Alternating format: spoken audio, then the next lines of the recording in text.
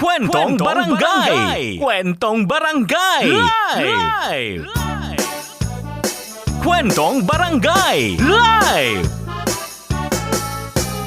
Kwentong Barangay! Live na! Good morning mga kabarangay! Uli na kita sa panibagong episode kan sa tuyang Kwentong Barangay. Mari na po na tayo tuloy sini Papa JR! Ang istorya ko sa indungon yan, Papa Eli.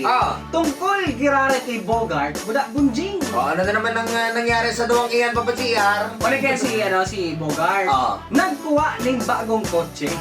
Bale, first time niya mag-igok ni kaso may problema da sa nabakal niyang kotse. May problema! May problema. Tapos? Kaya nagduman siya kay Bunjing para magpataba. Ano si Bunjing mekaniko? Mekaniko. Tapos, arog na kayo ni, so nangyari.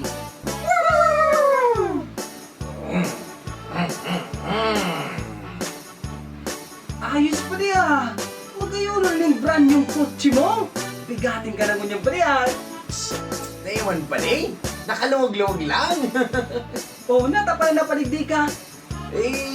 Kapuro bago kaya kayo ng kutsi ko pa rin. Pero may problema tulos. Oh, anong nangyari? Di arag baga kayo ni.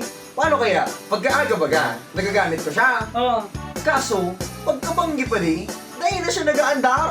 Natatawi ka pa rin. sigurado ka na dahil nag-aandar pagbanggay. Na paano? Iyo pa day. Pagkaaga pa no, syempre, tigalaag ko siya sa D. Syempre ang D, day bagay ito. Oh. Tapos pagbanggi, tigalaag ko sa N. N baga, night baga. Kaso day mo nag-aandar pa day. Say mo, kaso siya nga. Ano pa? Day, Oh. may pigtatanong ka yan. Buwa ka pa day. Ang day, bako ang day. Drive on.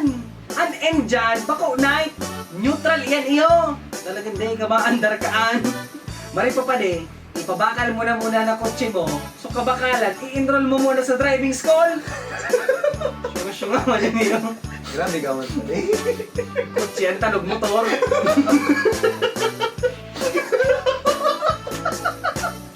Kwentong Barangay! Kwentong Barangay! Live! Kwentong Barangay! Live!